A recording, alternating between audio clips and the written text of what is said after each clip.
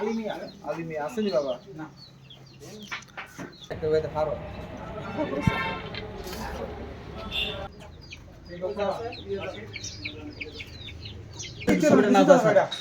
আমার মোবাইলের আমার প্রোফাইল পিকচারও নাই। আচ্ছা একটা বুলেটো পিকআপ গাড়ি লাগে পাঠাইবি যখনই বাড়ি চাইয়ে পাঠাই দিয়া আর না পাঠাইলে আমি শুনলাম বাইক না বের বাইক পাইতো সরায়ান বইটা আমার পয়সা লইয়া যাইতো যেম নক লইয়া যাইতো বাইং গইলে লইয়া যাইতো এটা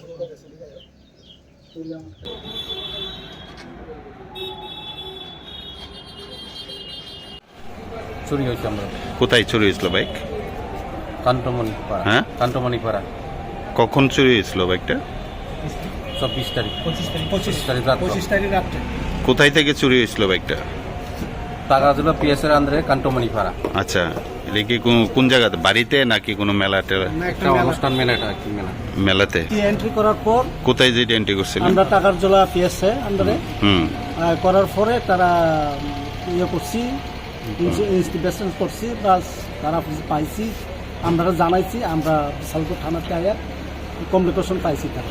আজকে কোথায় থেকে উদ্ধার করছে বাইকটা? বাইকটা থানাওয়ালা কইছিল ওই রাওয়াট খোলার এই ফারাকটার ঘর থেকে আনছে কি ঘর বাইকটা? থেকে আনছে।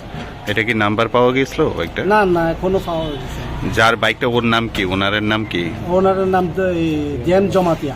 জ্যাম জমাতিয়া। কত টাকা হবে বাইকটার মূল্য? এটা তো ঠিক আমি বাইকটার দাম কেমন?